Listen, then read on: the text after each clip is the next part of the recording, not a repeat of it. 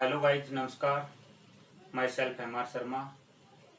Once again, I represent the chapter Wave and Sound, class second. Today we discuss about the sounds. So today, wave and sound. हमने first class के अंदर wave को discuss किया था. आज हम sound के बारे में डिस्कस करेंगे. तो सबसे पहले हम साउंड क्या चीज होती है. जैसे हम बोलते हैं, आप लोग सुनते हैं, तो इसी को हम साउंड बोलते हैं. साउंड प्रोड्यूस कैसे हुआ. यहां पे मेरा कंठ वाइब्रेट करता है, वन पोजीशन के टू एंड फ्रो ओसिलेट करता है. तो साउंड जो होता है, साउंड वेव कैसे प्रोड्यूस होती है? By vibration. साउंड की प्रोडक्शन किसके द्वारा रहती है? वाइब्रेशन के द्वारा, यानी कि कंपन के द्वारा साउंड प्रोड्यूस की जाती है. साउंड वेव किस टाइप की वेव है? लॉन्गिट्यूडनल. ये लॉन्गिट्यूडनल वेव होती है. पिछले क्लास के अंदर मैं ये बात डिस्कस कर चुका हूं. इसके अंदर जो पार्टिकल होते हैं, जिस डायरेक्शन में वेव चलती है उसी डायरेक्शन के अंदर ही कंपन करते हैं, सेम डायरेक्शन में. तो साउंड के अंदर कंप्रेशन और रेयरफैक्शन बनते हैं. क्या बनते हैं? कंप्रेशन और रेयरफैक्शन. एक कंप्रेशन और एक रेयरफैक्शन के मिलने से एक वेव बन जाती है. ठीक है. पूछा जा सकता है आप लोगों से, साउंड के अंदर किसका मिक्सर होता है? Compressor and rarefaction. कंप्रेसर में हाई प्रेशर होता है, रेयरफैक्शन में लो प्रेशर यानी लो डेंसिटी होती है. तो अब हम साउंड वेव जो होती है, इसको चलने के लिए मीडियम की जरूरत होती है. चलने के लिए इसको मीडियम की रिक्वायरमेंट होती है. जहां मीडियम नहीं है, इसका मतलब वैक्यूम. वैक्यूम का मतलब नो एयर, यानी कोई भी मीडियम पार्टिकल वहां पे प्रेजेंट नहीं है. वैक्यूम में से ये पास नहीं हो सकती. तो पूछा जा सकता है आप लोगों से, speed of sound in vacuum. Answer क्या आएगा? जीरो. Can not travel. यहीं से क्वेश्चन बनता है कि धरती के ऊपर एक विस्फोट होता है जिसकी ध्वनि हमें 5 सेकंड बाद सुनाई देती है. अगर वही विस्फोट चंद्रमा पे हो तो ध्वनि कितने टाइम के बाद सुनाई देगी? तो ज्यादा सोचने की जरूरत ही नहीं है. चंद्रमा के ऊपर क्या है? एटमॉस्फेयर नहीं है, यानी वहां पे वायुमंडल नहीं है, तो इसलिए वहां पे ध्वनि हम नहीं सुन पाएंगे, कोई ध्वनि सुनाई नहीं देगी. यहां से ये आंसर हमारे पास रहेगा. नेक्स्ट चलते हैं.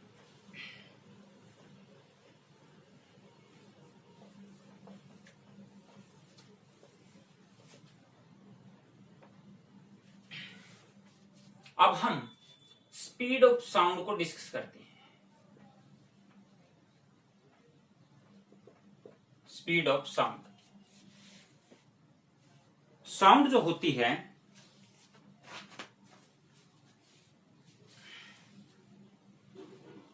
आप लोगों को पता वैक्यूम में से ट्रेवल नहीं कर पाती. तो एट 0 डिग्री सेल्सियस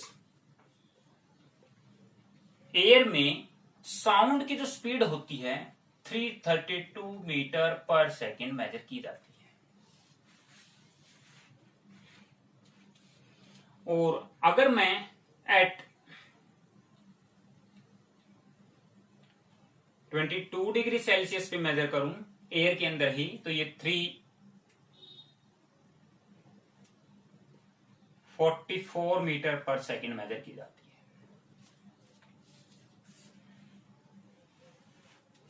आप लोगों ने सबसे पहले जो स्पीड होती है साउंड की, उसका फॉर्मूला, ये v is the speed of sound that is equal to gamma p by rho का अंडर. यहां पे 3 variables, one constant gamma is equal to 1.41. Gamma जो होता है ये स्पेसिफिक हीट रेशियो है.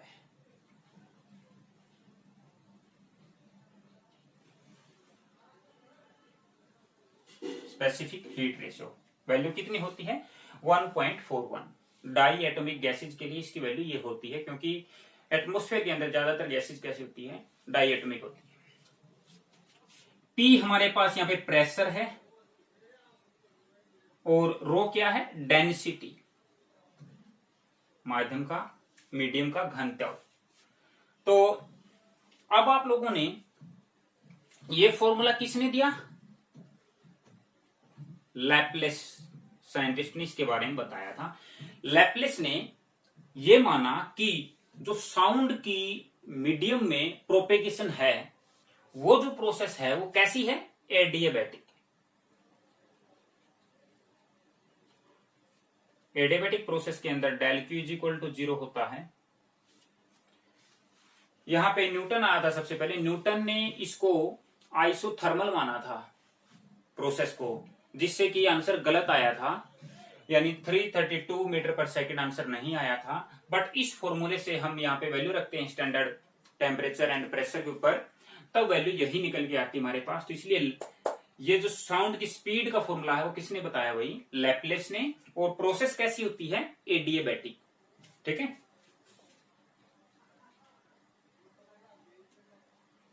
रुद्रोस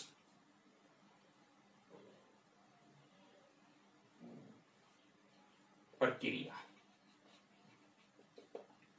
यानी हीट कांस्टेंट रहती है इसके अंदर। अभी यहां से इंपॉर्टेंट क्या है, वन क्वेश्चन ये बना है, उसके बाद हमारे पास सेकंड क्वेश्चन ये बना है। अब हम आगे चलते हैं।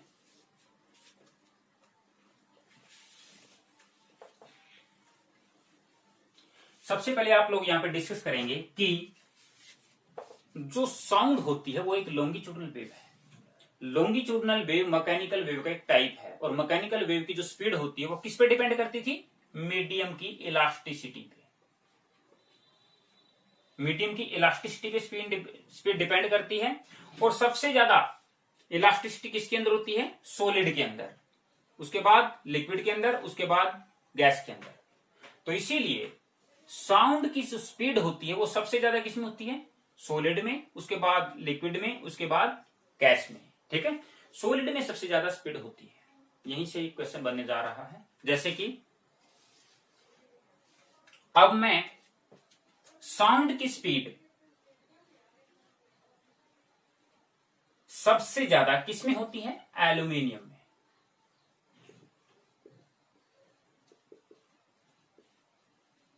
मीटर पर सेकंड। एयर के अंदर आपको पता चल ही गया है 332 मीटर पर सेकंड। ठीक है, तो आप लोगों को ऑप्शन देख लेना है, यानी which of the following, in which of the following medium sound travel faster. तो सॉलिड जो होगा वही अपना आंसर होगा। सबसे ज्यादा किस में होती है, एल्यूमिनियम में। ठीक है, स्टील अगर यहां पे है फिर भी, तब भी आप एल्यूमिनियम के टिक करोगे। अगर एल्यूमिनियम नहीं है तब स्टील पे टिक करोगे। ठीक है, यानी लोहा को टिक करोगे। Question okay. इसके बाद नेक्स्ट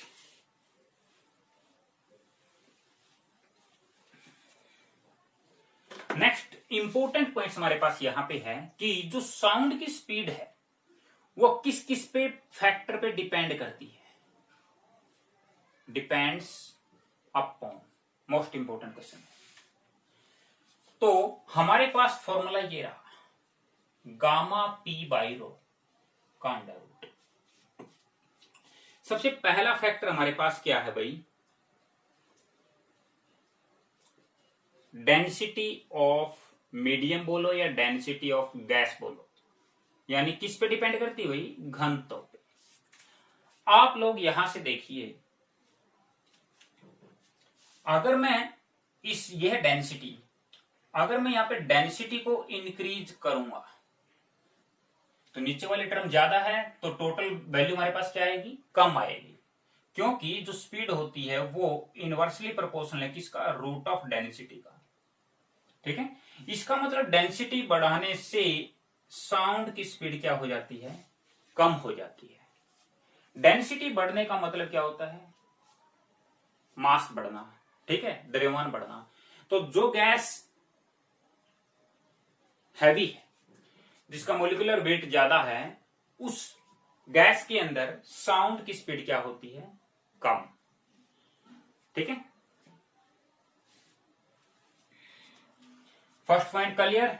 डेंसिटी बढ़ने से साउंड की स्पीड कम हो जाती है। ठीक है, ओके। सेकंड पॉइंट पे चलते हैं, प्रेशर। प्रेशर का क्या इफेक्ट पड़ता है स्पीड ऑफ साउंड पे? देखो फॉर्मूले से अगर हम देखें तो प्रेशर बढ़ने से साउंड की स्पीड बढ़नी चाहिए, क्योंकि डायरेक्टली प्रोपोर्शनल है किसके, रूट ऑफ प्रेशर के। परंतु ऐसा देखने को मिलता है कि जो ही हम प्रेशर बढ़ाते हैं तो तुरंत मीडियम की डेंसिटी भी बढ़ जाती है। तो अगर प्रेशर बढ़ने से स्पीड बढ़ेगी तो डेंसिटी बढ़ने से स्पीड घटेगी, तो कुल मिलाकर के स्पीड के ऊपर कोई इफेक्ट नहीं पड़ता। तो इसीलिए प्रेशर बढ़ने से साउंड की जो स्पीड होती है वो क्या रहती है, कांस्टेंट। ठीक है, यानी कि डज नॉट डिपेंड। बड़ा इंपॉर्टेंट क्वेश्चन है, यानी निम्नलिखित में से किस फैक्टर पर ध्वनि की गति निर्भर नहीं करती? किस पे? प्रेशर पे। प्रेशर पे डिपेंड नहीं करती। ठीक है, इंपॉर्टेंट क्वेश्चन है, मन में डाउट होगा आप लोगों के कि क्योंकि प्रेशर बढ़ाने से क्या हो जाता है, डेंसिटी बढ़ जाती है। जितनी इससे स्पीड बढ़नी चाहिए उतनी इसी स्पीड से इससे क्या हो जाती है, कम हो जाती है। तो कुल मिला के कोई इफेक्ट नहीं पड़ता। दोनों पॉइंट क्लियर। थर्ड पॉइंट पे चलते हैं।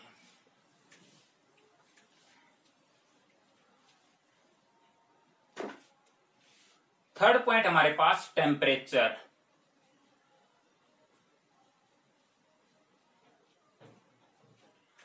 टेम्परेचर पे कैसे डिपेंड करती है?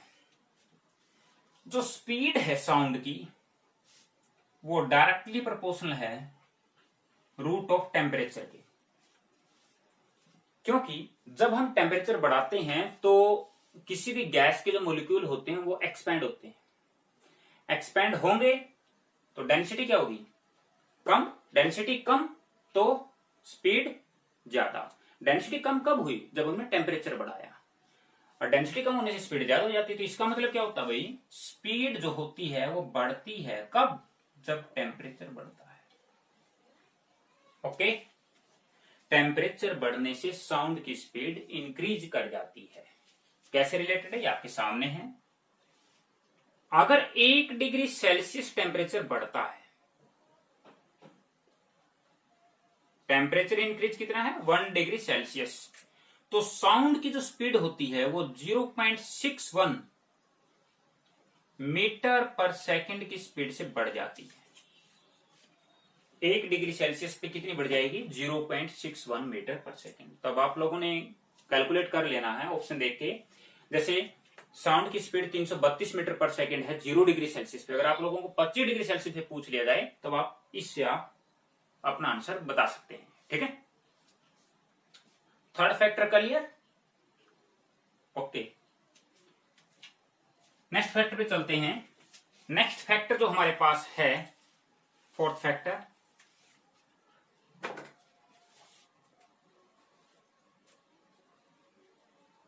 ह्यूमिडिटी। ह्यूमिडिटी आर्द्रता बोलते हैं। देखो ह्यूमिडिटी का मतलब आप लोगों की समझ में आ जाना चाहिए। सबसे पहले तो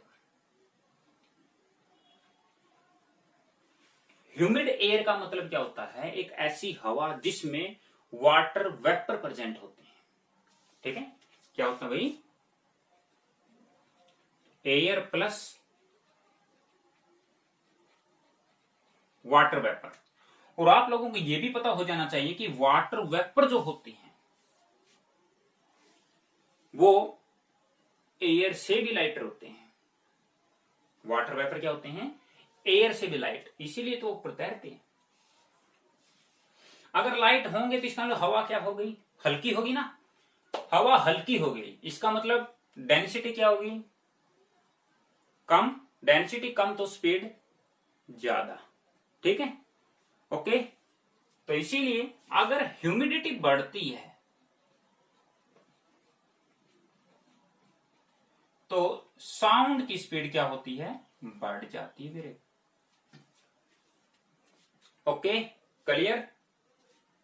यही कारण है कि हमें बारिश के मौसम में आवाज ज्यादा दूर तक सुनाई देती है, या फिर रात को आवाज क्या सुनाई देती है, ज्यादा सुनाई देती है, ज्यादा दूर तक चली जाती है दिन की बजाय। ठीक है, उसका कारण यही होता है। ओके, ह्यूमिडिटी वाला फैक्टर भी हमारा क्लियर हो गया है। ह्यूमिडिटी को किस में से मापा जाता है?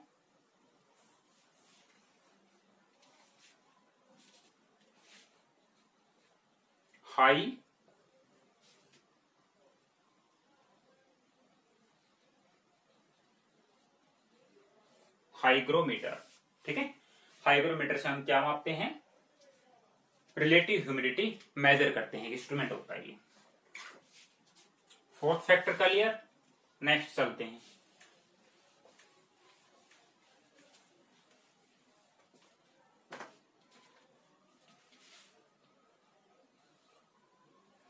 फिफ्थ फैक्टर क्या होता है भाई? Direction of air.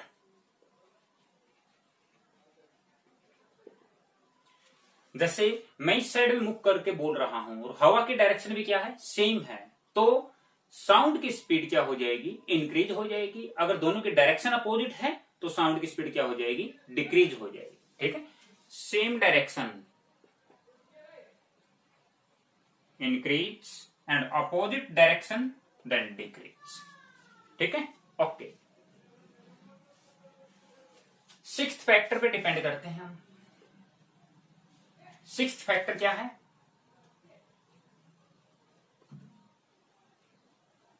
Wavelength, frequency and amplitude. ठीक है, तरंग धैर्य, आवृत्ति और आयाम। ठीक है, तो साउंड की जो स्पीड होती है फ्रीक्वेंसी पे, वेवलेंथ पे और एम्पलीट्यूड पे डज नॉट डिपेंड। ठीक है, इन पे डिपेंड नहीं करती लार्ज अमाउंट तक। अगर काफी ही ज्यादा हो जाए तब कुछ कुछ डिपेंड करती है। ठीक है, तो आप लोगों का आंसर क्या रहेगा? नहीं डिपेंड करती। तो यहां से मैंने कुछ फैक्टर आप लोगों के सामने डिस्कस किए हैं। साउंड की स्पीड 4 फैक्टर पे डिपेंड नहीं करती। Number 1 pressure, number 2 wavelength, number 3 frequency and number 4 amplitude. Okay, clear. और 4 फैक्टर पे डिपेंड करती है। डेंसिटी, डेंसिटी बढ़ाने से घटती है, टेम्परेचर बढ़ाने से बढ़ती है, ह्यूमिडिटी बढ़ाने से भी बढ़ती है, डायरेक्शन ऑफ वेव से भी बढ़ती है। ठीक है, 4 फैक्टर का लिए। Okay, any doubt? नेक्स्ट चलते हैं।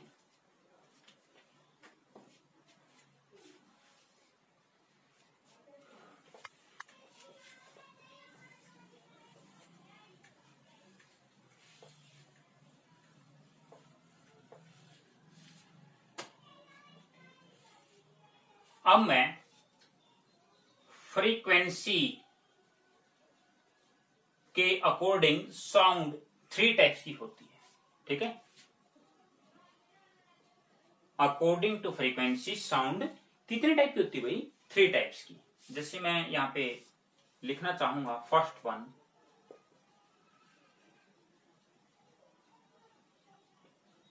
इंफ्रासोनिक, नंबर 2 ऑडिबल,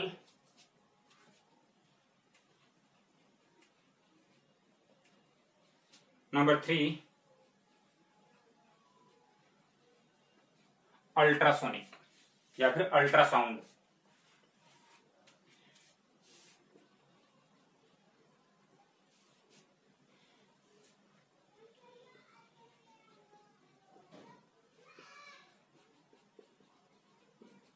तीनों को डिस्कस हम करते हैं।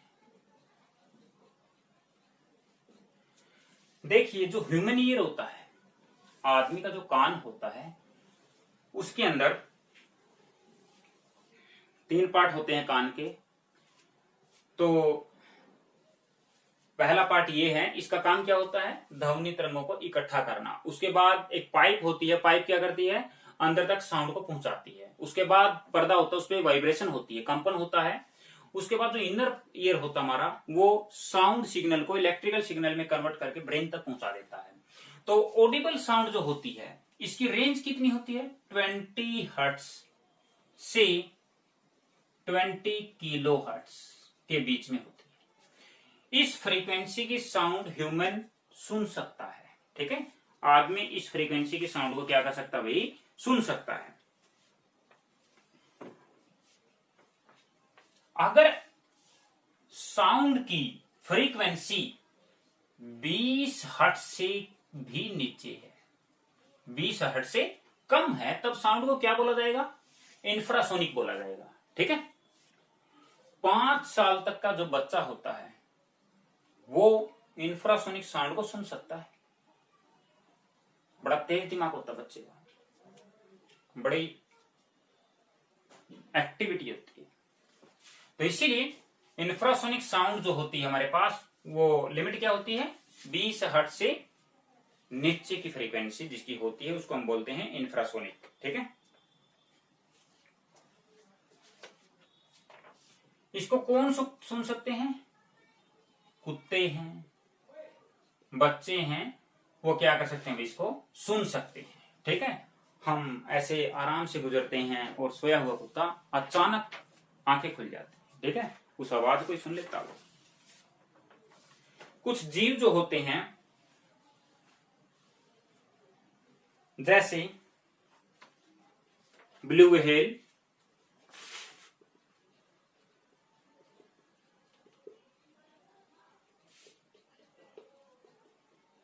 गैंडा, हाथी, ये इंफ्रासोनिक वेव प्रोड्यूस करते हैं। ठीक है, इंफ्रासोनिक साउंड क्या करते हैं, ये प्रोड्यूस करते हैं। जो भूकंपीय तरंगे होती है उनकी फ्रीक्वेंसी भी 20 हर्ट्ज से कम होती है, तो इंफ्रासोनिक होती है।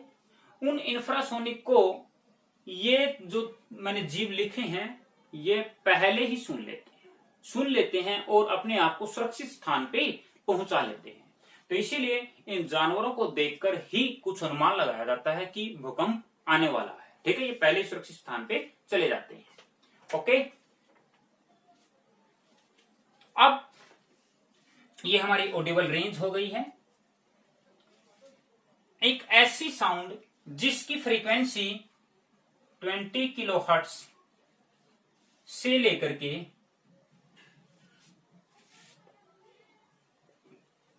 500 मेगाहर्ट्ज तक होती है, यानी कि 20 किलो हर्ट्ज से ज्यादा, उसको हम क्या बोलते हैं, प्राश्रव्य, अल्ट्रासोनिक। अल्ट्रा मतलब एक मैक्सिमम लिमिट से ज्यादा। ठीक है, इसको हम सुन नहीं सकते अल्ट्रासाउंड को। ठीक है, तो ये जो साउंड होती है हमारे पास,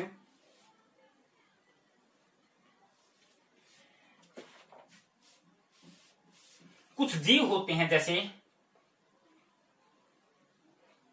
डॉल्फिन मछली है,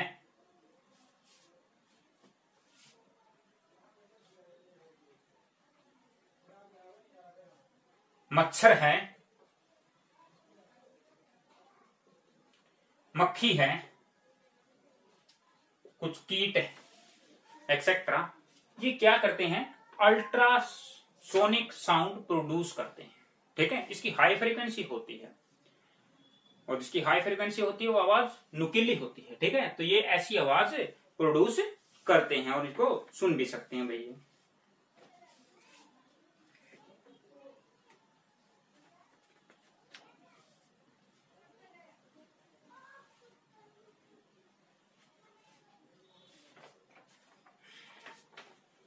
चमगादड़, जिसकी वजह से कोरोना वायरस फैला हुआ है। चमगादड़ जो होते हैं ये अंधेरे में भी अपना शिकार ढूंढ लेते हैं। तो कैसे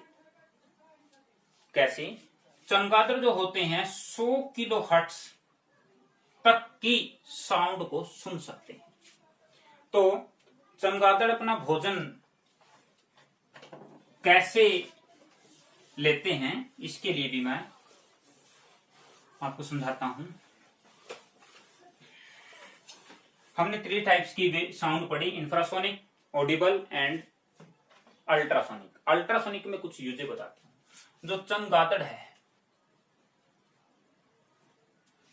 यहां कोई कीट आया, इसने अल्ट्रासोनिक साउंड प्रोड्यूस की, ये ऐसे जाएगी, उसके बाद रिफ्लेक्ट होके इसके कानों तक पहुंच जाएगी। ठीक है, अगर यहां से साउंड वापस आई है तो इसका मतलब क्या, रास्ते में कोई कीट है, तो इसको पता चल जाएगा और तब जाने के बाद उसके ऊपर अपना अटैक करेगा। ठीक है, तो तभी जाने के बाद ये शिकार कर लेगा। तो इसलिए चमगादड़ अपना भोजन ढूंढने में किसका यूज करते हैं भाई, अल्ट्रासोनिक साउंड का, यानी अल्ट्रासोनिक वेव का। ठीक है, अब जो पराश्रव्य तरंगे हैं, यानी पैरामैग्नेटिक किरणें आप बोल सकते हो, अल्ट्रा, इनका यूज कहां पे किया जाता है। कोई स्पाइरल पाइप है जिसको हम अच्छे से साफ नहीं कर सकते, तो क्या किया जाएगा, एक सॉल्यूशन के अंदर अल्ट्रासोनिक या फिर अल्ट्रावायलेट किरणों को मिलाया जाएगा, तब जाने के बाद वो सॉल्यूशन उस पाइप में से पास करवाया जाएगा। हाई फ्रीक्वेंसी के कारण क्या किया जाएगा, जो डस्ट पार्टिकल है उसे बाहर निकाल दिए जाएंगे। ठीक है, तो यानी किसी टेढ़ी मेढ़ी पाइप को या स्पाइरल पाइप को क्लीन करने के लिए हम इसका यूज करते हैं। और आप लोगों ने अल्ट्रासाउंड का नाम सुना होगा ना। अल्ट्रासाउंड पेट वगैरह के अंदर गॉल ब्लैडर वगैरह, किडनी और यूरेथ्रा वगैरह, यानी किसी के अंदर हम स्टोन वगैरह को ढूंढने के लिए हम क्या करते हैं, अल्ट्रासाउंड करवाते हैं। ठीक है, और जो हाई फ्रीक्वेंसी की अल्ट्रासाउंड होती है, अल्ट्रासोनिक वेव होती है, वो बड़ी पत्थरी को, बड़े स्टोन को स्मॉल पीसेस में तोड़ने के लिए भी यूज की जाती है, जिसकी वजह से वो जो स्टोन हमारे पास वो यूरिन के द्वारा शरीर से बाहर निकल जाती है। ठीक है, तो इसकी यूजेस हमने यहां पे डिस्कस किए। अब हम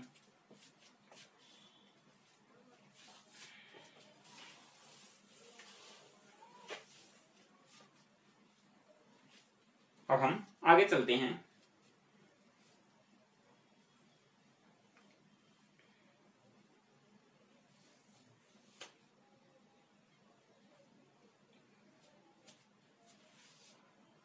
अब स्पीड ऑफ साउंड जो होती है,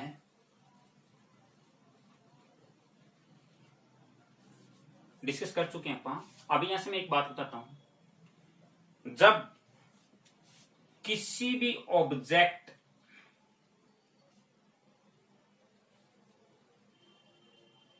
की स्पीड किससे ज्यादा हो जाए,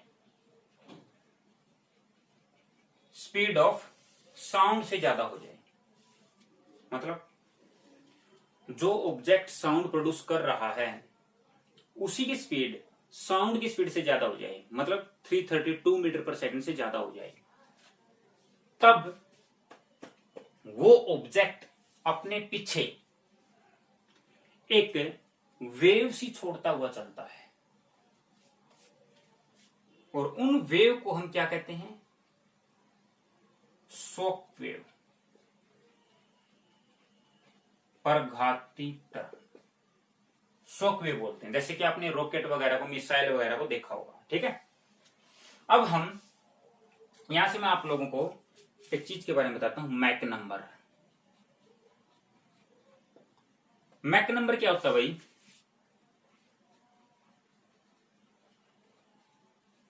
स्पीड ऑफ ऑब्जेक्ट डिवाइड में speed of sound in same medium की बात हो रही है यहाँ पे। ठीक है, दोनों का जो रेशियो होता है वो होता है हमारे पास मैक नंबर। अगर मैक नंबर की वैल्यू 1 है तो इसका मतलब दोनों की स्पीड बराबर है ना। ठीक है, अगर मैक नंबर ग्रेटर देन 1 है, 1 से ज्यादा है, तो इसका मतलब क्या है भाई, जो स्पीड है ऑब्जेक्ट की वो साउंड की स्पीड से ज्यादा है। तब हम जो साउंड है या जो इसकी स्पीड है उसको हम क्या बोलेंगे,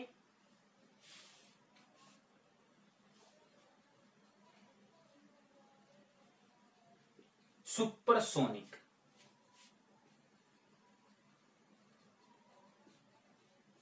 पराध्वनिक गति। ठीक है भाई, सुपरसोनिक वर्ड का मीनिंग आप लोगों को समझ में आ जाना चाहिए। जैसे कि कोई एरोप्लेन है, वो 664 मीटर पर सेकंड की स्पीड से दौड़ रहा है। इसका मतलब क्या है, साउंड की स्पीड से डबल है ना, तो इसलिए मैक नंबर वहां पे क्या होगा, 2, एक से ज्यादा। तो उसकी स्पीड को हम क्या बोल सकते हैं, पराध्वनिक गति, यानी सुपरसोनिक स्पीड बोल सकते हैं। ठीक है, और सुपरसोनिक स्पीड जब होगा तो वो एक आवाज प्रोड्यूस करता चलेगा, एक वेव प्रोड्यूस करता चलेगा, जिसको हम क्या बोलेंगे, शॉक वेव्स। ये शॉक वेव्स कई बार इतनी ज्यादा एनर्जी प्रोड्यूस कर देती है कि बिल्डिंगों के शीशे वगैरह टूट जाते हैं। ठीक है, इसलिए तो बोला गया प्रघाती तरंग।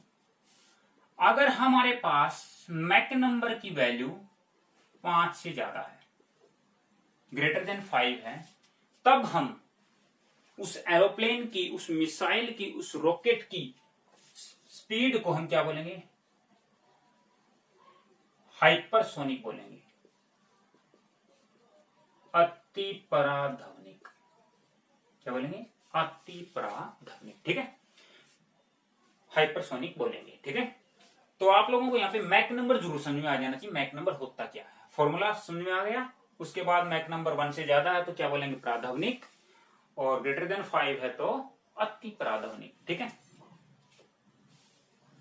एक इंस्ट्रूमेंट होता है, इसका नाम है मैकमीटर। क्या है, मैकमीटर। किसके लिए यूज करते हैं हम इसको, किसी भी ऑब्जेक्ट की स्पीड को ध्वनि की स्पीड के साथ मापना, यानी किसी भी, जैसे जहाज की स्पीड को ध्वनि की स्पीड की टर्म में मापना। ठीक है, उसको हम क्या बोलते हैं, मैकमीटर बोलते हैं। ओके, आगे चलते हैं।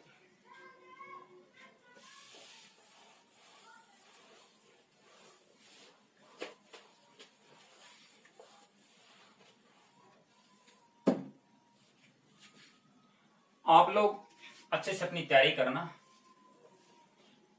सब कुछ नोट करते चलना, और सप्ताह में 1-2 दिन रिवाइज भी कर लेना। आप लोग हमारे YouTube channel MR science zone को शेयर और सब्सक्राइब करना ना भूलिए। ठीक है, keep it's in mind.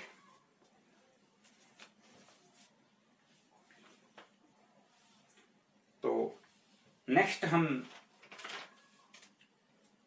Important factors discuss करते हैं।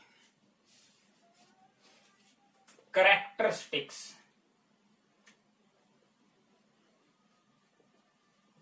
ऑफ साउंड, एक क्वेश्चन यहां से बनता ही है। साउंड के कैरेक्टरिस्टिक्स क्या है, सबसे पहले मैं डिस्कस यहां पे करूंगा इंटेंसिटी। आप इसको लाउडनेस भी बोल सकते हो, वैसे तो दोनों चीजें अलग अलग होती है, थोड़ा बता भी देता हूं आपको। इसको हम तीव्रता बोलते हैं, ध्वनि की तीव्रता।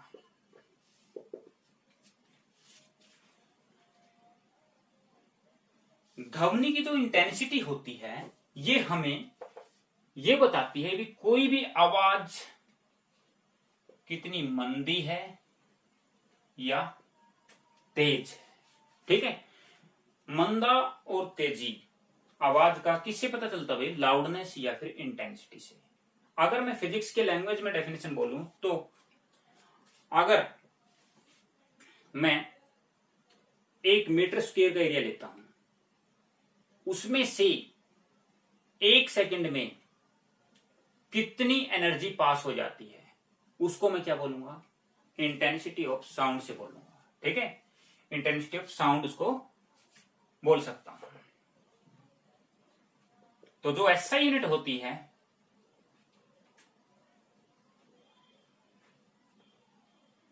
वाट पर मीटर स्क्वायर होती है। 1 मीटर एरिया में से कितनी पावर चली गई, वाट पर मीटर स्क्वायर हम इसको बोल सकते हैं। बट आप लोगों को कॉम्पिटिटिव एग्जाम के अंदर ज्यादातर जो यूनिट आपसे पूछी जाती है, डेसिबल। ठीक है, तो पूछा जा सकता है ध्वनि की तीव्रता किस में मापी जाती है? डेसिबल में। ठीक है, बेल भी लिखा मिल सकता है। ठीक है, 1 डेसिबल, डेसिबल होता है भाई 1 का 10वां हिस्सा।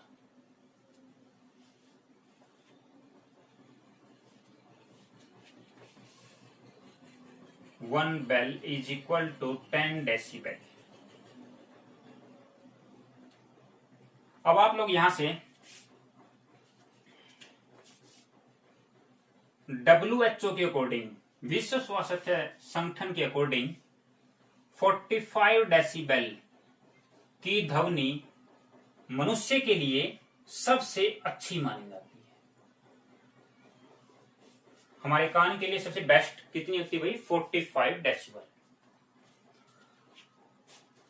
मैक्सिमम हम 130 डेसिबल तक सुन सकते हैं।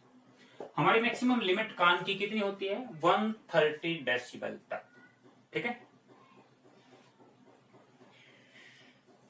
इससे ऊपर की ध्वनि जो होती है आदमी को पागल कर सकती है। जो नॉइस होता है, जिसे हम क्या कहते हैं? शोर, यानी आप लोग इसको ध्वनि प्रदूषण भी बोल सकते हो। ठीक है, नॉइस जो होता है यानी अनवांटेड साउंड जिसे हम सुनना ही नहीं चाहते। ठीक है, तो नॉइस को किस में मापा जाता है? आप लोगों से ये भी पूछा जा सकता है, तब भी आप क्या आंसर डालोगे? डेसिबल। नॉइस को किस में मापा जाता है? डेसिबल। ठीक है, नॉइस आप लोगों को क्या होता है, यानी जो हमारे पास 75 डेसिबल से अबोव की जो साउंड होती है वो नॉइस के अंदर ही चली जाती है। ठीक है, जिसमें कोई टून नहीं बनती, वो नॉइस होती है अपने पास।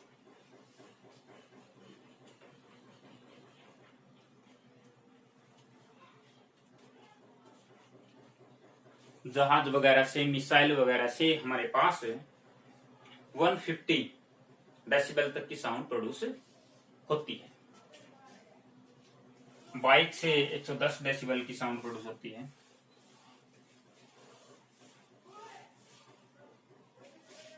जो साउंड की इंटेंसिटी है ये directly proportional square of amplitude.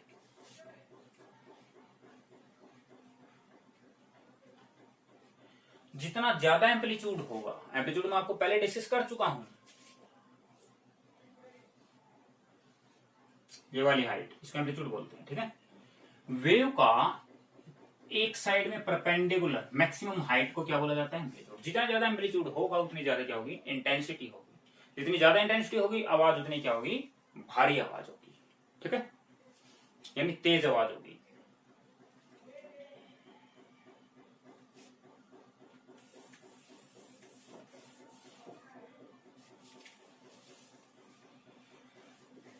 आगे चलते हैं नेक्स्ट।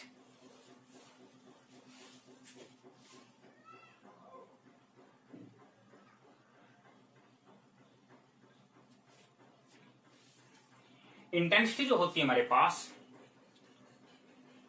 फ्रीक्वेंसी के स्क्वायर के भी डायरेक्टली प्रोपोर्शनल होती है, आवृत्ति की।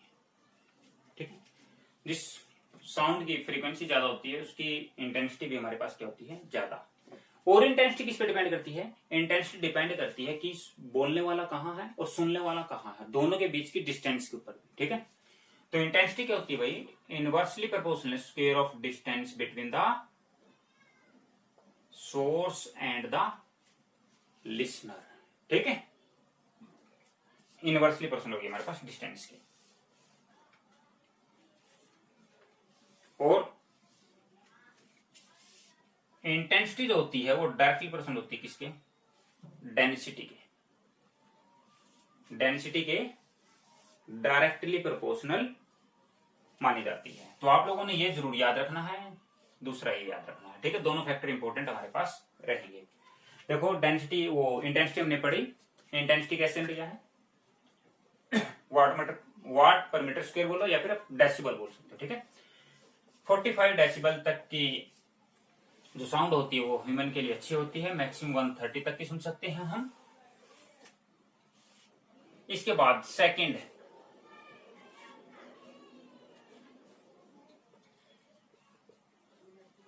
पिच। ठीक है। सेकंड क्वालिटी हमारे पास क्या है, पिच।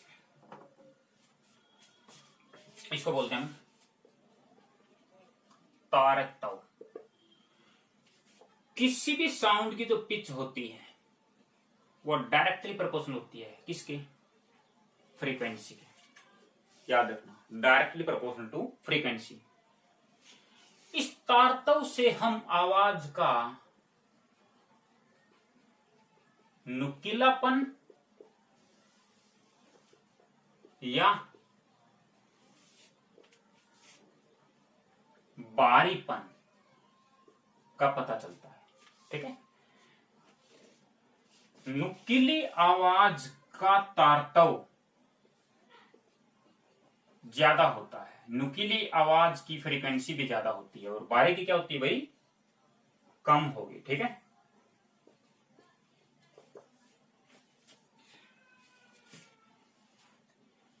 बच्चे की आवाज, औरत की आवाज, मच्छर की बिनबिनाहट की आवाज, मक्खी की आवाज, इन सब की पिच क्या होती है, ज्यादा होती है। इनकी फ्रीक्वेंसी भी क्या होती है, ज्यादा होती है। ठीक है, मनुष्य ह्यूमन बींग्स की आवाज, शेर की दहाड़ की आवाज, ये क्या होती है, भारी होती है। ये पिच क्या होती है, कम। ठीक है, तो जो तारतव होता है हमारे पास, पिच जो होती है वो किस पे डिपेंड करती है भाई, इंटेंसिटी पे डिपेंड नहीं करती है।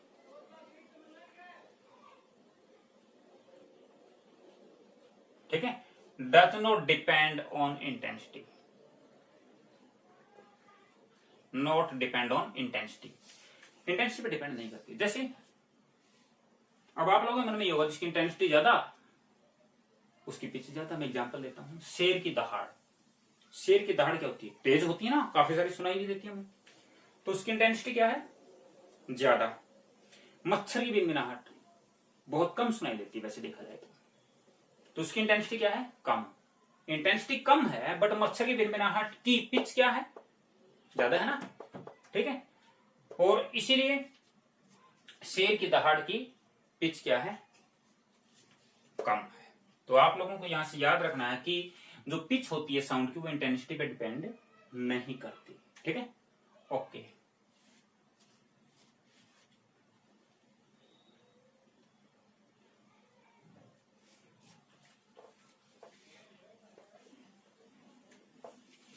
थर्ड फैक्टर है हमारे पास क्वालिटी, गुणता। Quality of sound, quality of sound से हम ये पहचान पाते हैं कि ये बोली गई आवाज किसकी है। यानी इसका मतलब क्या होता है, यूज्ड टू आइडेंटिफाई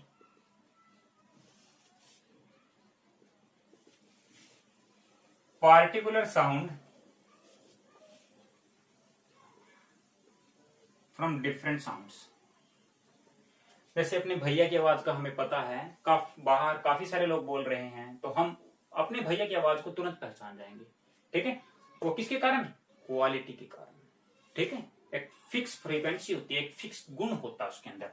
ये हमारे कानों की सुग्राहिता पे भी डिपेंड करती है। ठीक है, हमारे कान कितने सुग्राही है उस आवाज को पहचानने में, तो उसे ये कौन सा गुण है हमारे पास, क्वालिटी। ठीक है,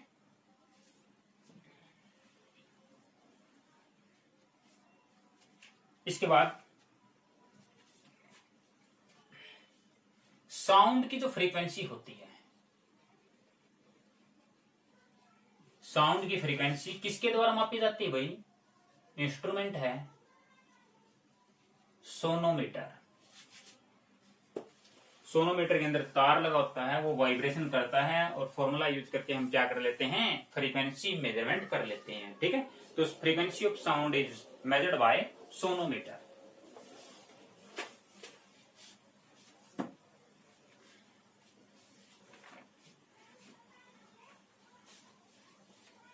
अब कुछ इंपॉर्टेंट चीजें हम और करते हैं।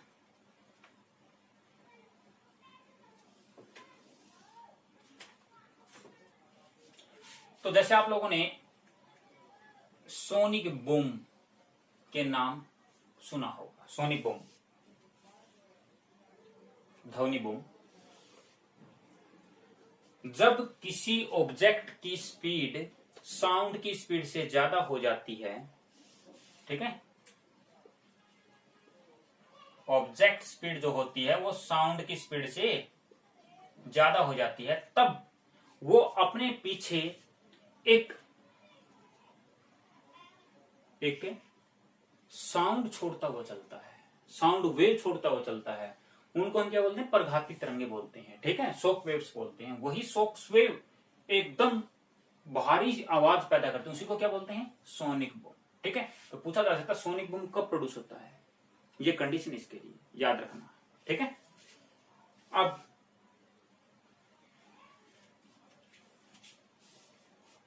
जो साउंड की स्पीड होती है वो कम होती है किससे? स्पीड ऑफ लाइट से। एक्चुअली पता, साउंड की स्पीड कम होती है, लाइट की स्पीड ज्यादा होती है। तो यही तो कारण होता है जब आसमान में बिजली चमकती है तो चमक पहले दिखाई देती है, आवाज बाद में सुनाई देती है, ठीक है ना। इसके कारण पता चल गया ना भाई,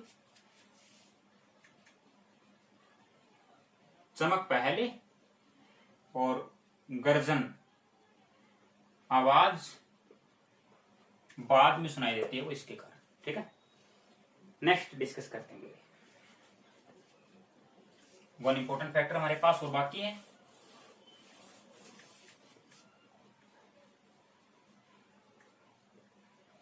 रिफ्लेक्शन ऑफ साउंड।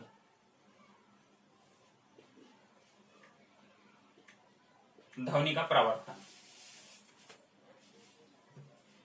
रिफ्लेक्शन का मतलब होता है यहां पे जैसे कि कोई भी सोर्स है, यहां से साउंड प्रोड्यूस हुई, यहां कोई दीवार है, इससे टकरा करके ये वापस चली गई, ठीक है। किसी भी ऑब्स्टेकल से साउंड का टकरा करके वापस पहुंच जाना, उसको हम क्या बोलते हैं? रिफ्लेक्शन बोलते हैं, ठीक है।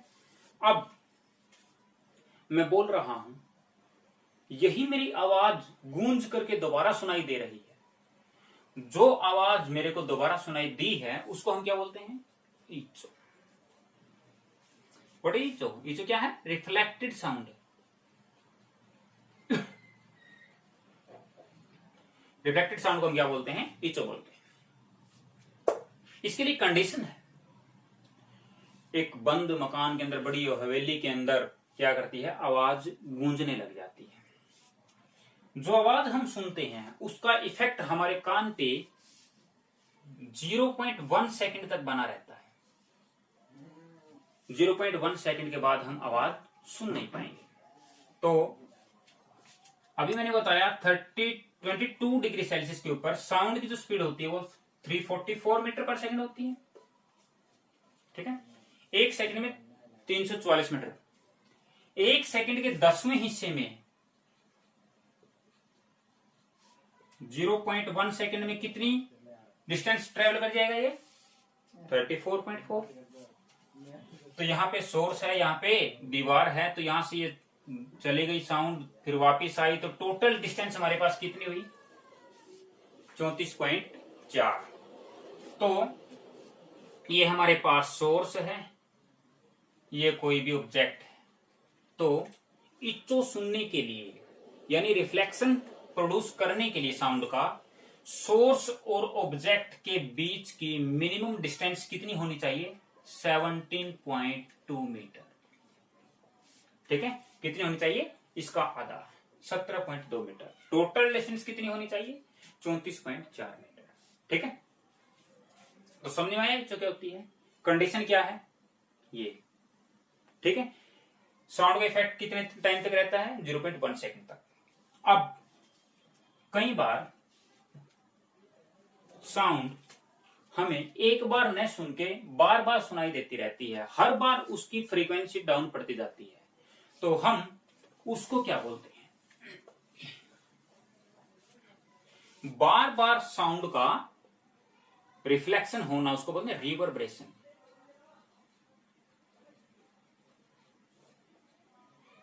रिवर्बरेशन पुनरावृत्ति होती रहती है। ठीक है, साउंड की पुनरावृत्ति होती रहती है। हेलो हेलो हेलो हेलो कई बार माइक में सुनने को देखने को मिलता है हमें, तो उससे आवाज में फर्क पड़ता है, आवाज अच्छे से समझ में नहीं आती। तो इसीलिए हम रिवर्बरेशन को रोकने के लिए, साउंड की पुनरावृत्ति को रोकने के लिए क्या किया जाता है, या तो कर्व्ड छत बनाते हैं हम, सिनेमा हॉल की छत आप देख लेना, या फिर हम इसके अंदर क्या यूज करते हैं, मोटे पर्दे यूज करते हैं। ठीक है, मोटे पर्दे यूज करते हैं।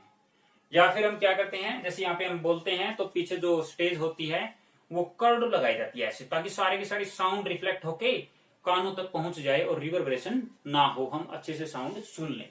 ठीक है, तो इसीलिए रिवर्बरेशन को रोकने के लिए ऐसा किया जाता है। या फिर हम क्या करते हैं, खिड़की वगैरह या फिर रोशनदान वगैरह लगाते हैं ताकि साउंड क्रॉस कर जाए बट रिफ्लेक्ट होके वापिस ना आए। ठीक है, ये रिवर्बरेशन हमारे पास था, ये था हमारे पास इको।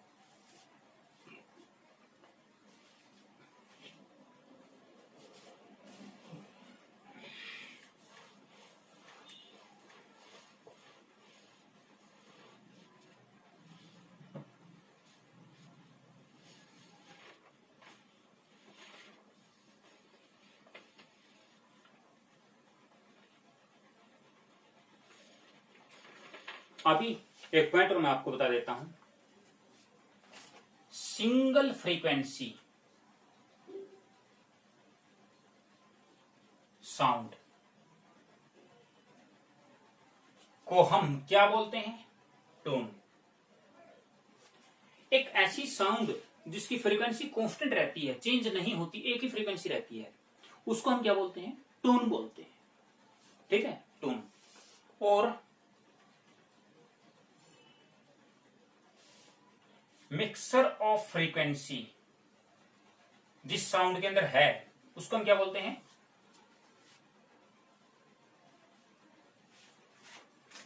उसको हम क्या बोलेंगे भाई,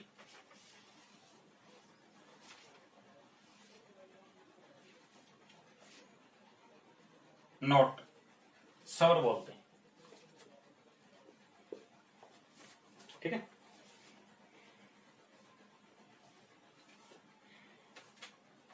तो टून और नोट, सिंगल फ्रीक्वेंसी को टून, मिक्सर ऑफ फ्रीक्वेंसी को नोट बोलते हैं। तो अगर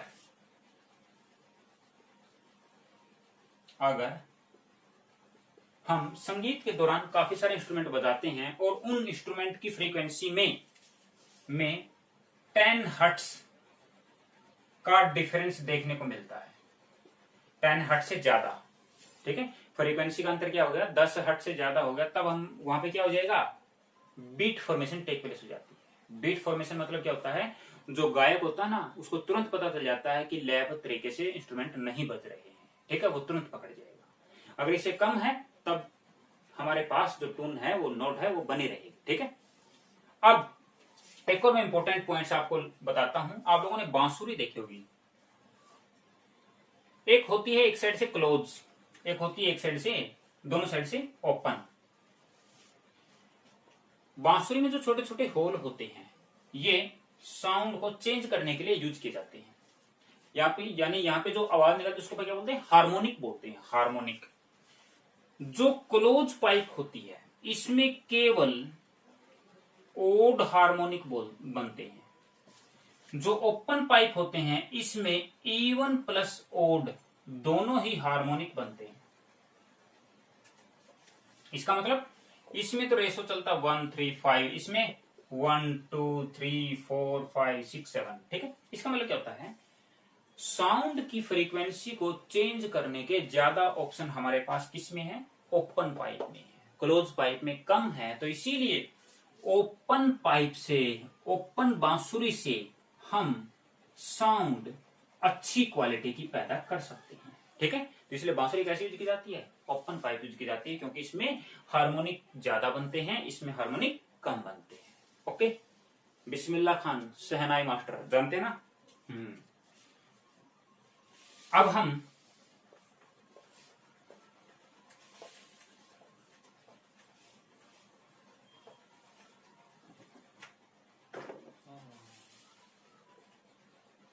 डॉपलर इफेक्ट के बारे में भी आप लोग जानते हैं। डॉपलर इफेक्ट, डॉपलर ने यह बताया कि अगर सुनने वाला और बोलने वाला दोनों ही क्या होते हैं, मोशन में होते हैं, तब जो साउंड की फ्रीक्वेंसी होती है वो चेंज होती रहती है। ठीक है, तो इसी इफेक्ट को हम क्या बोलते हैं, डॉपलर इफेक्ट बोलते हैं। जब सोर्स और रिसीवर के बीच की डिस्टेंस क्या होती है, डिक्रीज होती है, डिक्रीज होती है, तब साउंड की फ्रीक्वेंसी इंक्रीज हो जाती है। ये बोलेगी डॉपलर। फॉर्मूला आप ये बोल सकते हैं, न्यू2 is equal to V2 by V1 into में न्यू1। ये है अपेरेंट फ्रीक्वेंसी, ये है रियल फ्रीक्वेंसी, ये क्या है, speed of source, speed of receiver. ठीक है, speed of source, speed of receiver, real frequency, apparent frequency. ठीक है, तो इसका मतलब क्या होता है भाई, दोनों के बीच में जब डिस्टेंस कम होती है तब फ्रीक्वेंसी बढ़ती है, और जब डिस्टेंस ज्यादा होती है तब फ्रीक्वेंसी क्या होती है हमारे पास, डिक्रीज हो जाती है। ठीक है, इसको हम बोलते हैं डॉपलर इफेक्ट। तो आप लोगों से आ सकता क्वेश्चन। अब एक पॉइंट और मैं आपको यहां से डिस्कस करता हूं, रेजोनेंस। रेजोनेंस, रेजोनेंस पता क्या होता है, जब दो बॉडीज की फ्रीक्वेंसी मैच कर जाए।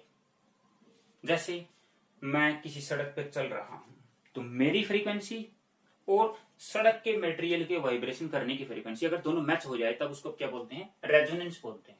ठीक है, रेजोनेंस कहीं कहीं फायदेमंद भी है और कहीं कहीं नुकसानदायक भी है। जो रेडियो है,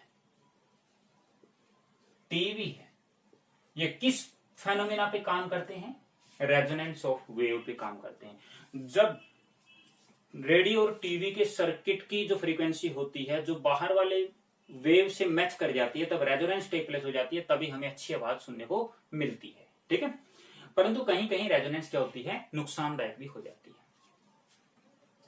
परेड के दौरान अगर कोई हमारे जो फौजी होती है, फौजी जो टुकड़ी होती है, उसको पुल पार करते समय कदम मिला के चलने की सलाह नहीं दी जाती, क्योंकि उस फौजियों के कदम की फ्रीक्वेंसी पुल की फ्रीक्वेंसी से अगर मैच हो गई तो फुल डैमेज हो सकता है। ठीक है, हादसा हो सकता है। ऐसा यूएसए के अंदर एक बार हो चुका है, तो इसीलिए वहां पे रेजोनेंस क्या होती है, नुकसानदायक होती है। ठीक है, जब भूकंप की फ्रीक्वेंसी और हमारी इमारत की फ्रीक्वेंसी दोनों मैच हो जाए, तब रेजोनेंस हो जाएगी, तब हलचल ज्यादा होगी और हमारी बिल्डिंग गिर जाती है। ठीक है, तो ये होता है हमारे पास रेजोनेंस। रेजोनेंस कहीं फायदेमंद, कहीं नुकसानदायक। तो ये थे हमारे पास साउंड के बारे में कुछ इंपॉर्टेंट पॉइंट्स। अगर आप लोगों को कोई भी डाउट है तो आप मेरे को कमेंट में बता सकते हैं। अब मैं कुछ इंस्ट्रूमेंट के बारे में बताता हूं जो साउंड से रिलेटेड है। ठीक है, जैसे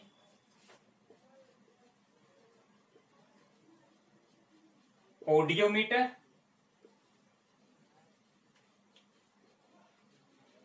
audiophone, hydrophone,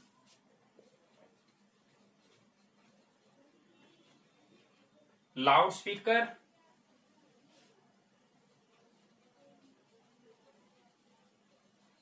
मैकमीटर,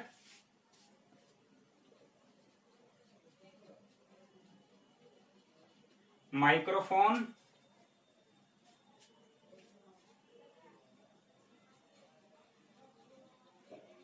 radar, sonar, sonometer,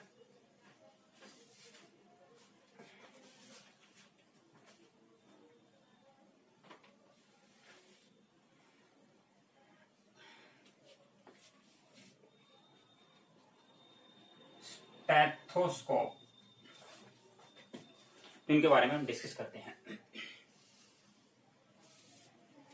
audiometer क्या करता है? ध्वनि सुनने में सहायक होता है। ठीक है, ध्वनि को सुनने में सहायक। ठीक है, ऑडियोमीटर या फिर आप इसको बोल सकते हो ध्वनि की तीव्रता मापने का यंत्र है। ये इंटेंसिटी मेजर की जाती है किसके द्वारा? ऑडियोमीटर के द्वारा। ठीक है, मीटर मतलब मेजर, ऑडियो मतलब साउंड। ऑडियोफोन ये है सुनने में सहायक। ठीक, सुनने में सहायक।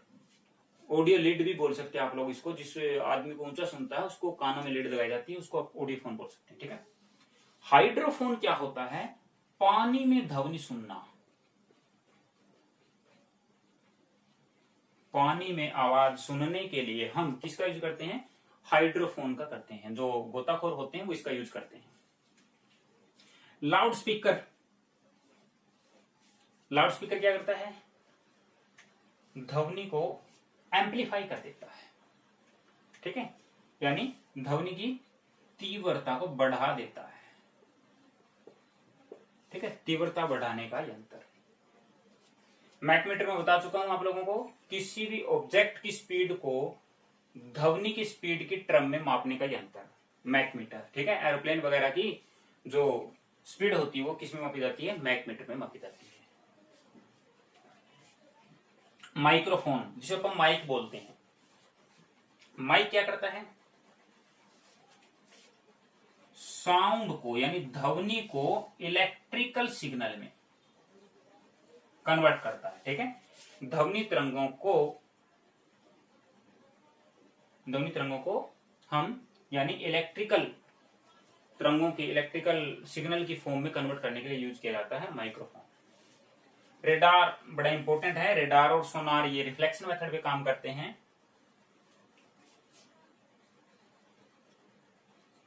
फुल फॉर्म लिख देता हूं मैं रेडार की, radio detection and ranging. Radio detection and ranging, इसके अंदर हम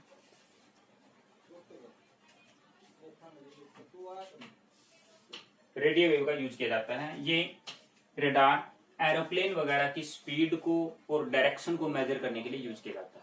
ठीक है, ऊपर उड़ रहे एरोप्लेन को स्पीड और डायरेक्शन मेजर करने के लिए यूज किया जाता है। सोनार की फुल फॉर्म क्या है? Sound navigation and ranging. Sound navigation and ranging, इसके अंदर हम अल्ट्रासोनिक वेव्स का प्रयोग करते हैं। समुद्र के अंदर किसी गोताखोर की, किसी नाव की, किसी चट्टान की, किसी हिल की, किसी जीव की गहराई का मेजरमेंट करने के लिए हम किसका यूज करते हैं? सोनार का यूज करते हैं। ठीक है, सोनोमीटर आप लोगों को पता ही है, साउंड की फ्रीक्वेंसी मेजरमेंट करने का एक इंस्ट्रूमेंट है। स्टेथोस्कोप, स्टेथोस्कोप के द्वारा हम क्या करते हैं? हृदय की धड़कन को सुनते हैं, हार्ट बीट। ठीक है, टू लिसन हार्ट बीट। ये किस पे काम करता है? Reflection of sound. Important question है, काफी बार पूछा जाता है। ठीक है, स्टेथोस्कोप किस पे काम करता है? भाई रिफ्लेक्शन ऑफ साउंड पे काम करता है। अब स्टूडेंट्स, साउंड से रिलेटेड ये हमारे पास जो चैप्टर था वेव एंड साउंड पूरी तरीके से कंप्लीट हो चुका है। आप लोग प्रीवियस ईयर क्वेश्चंस करके देखना। अगर कोई भी क्वेश्चन आप लोगों को इससे बाहर मिले तो आप कमेंट बॉक्स में डालना, आपको जरूर आंसर मिलेगा।